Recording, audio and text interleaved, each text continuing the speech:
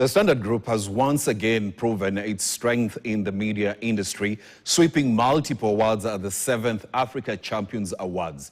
The Group Standard newspaper bagged the most trusted print media award alongside two other TV and radio individual awards. Dalma Sakali reports. The Standard Group has cemented its position as a media powerhouse, winning top honors across print, radio and television at the 7th Africa Champions Awards 2025.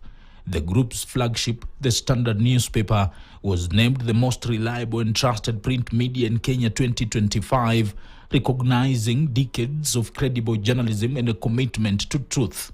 Swahili TV journalist Sam Amani won the promising Swahili TV News Anchor of the Year 2025, while radio star Solomon Zuli took home Best Performing Radio Host in Kenya 2025 award. One thing I would like to do is to thank the members of staff of Standard, of course, as an entire media group, but in the context of this award, I want to thank specifically the print media journalists for putting the flag of Standard Group high up there. It is always, the CEO who is in the limelight. Like now, I'm the one who has received this award.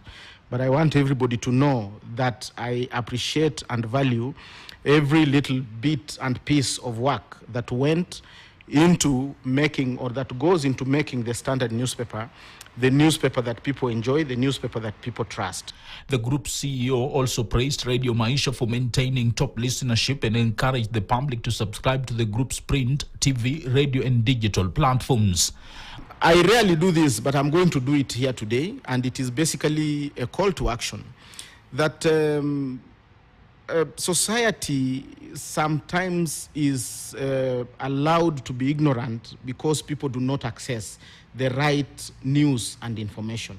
And my call to action is, those of you who have missed the Standard Group journey out there, I am asking you to, consider starting to enjoy Standard Group products, Radio Maisha, consider start enjoying KTN, and consider starting to enjoy the Standard newspaper. Africa Champions Awards Communications Director Frederick Chalo stated that the awards were meant to recognize excellence and are arrived at through a clearly spelled out vetting process that ensures only the best are awarded. Our first thing, our vision is to become Africa's most prestigious platform of recognition, showcasing transformative leadership, governance, and excellence in advancing SDGs across all sectors of the society. With these multiple awards, the Standard Group continues to lead in trusted journalism in Kenya and across the region. Sakali Dalmas, KTN, Nairobi. We now take a short breather. I'll be back with more news, including your weekly segment, Face the Facts.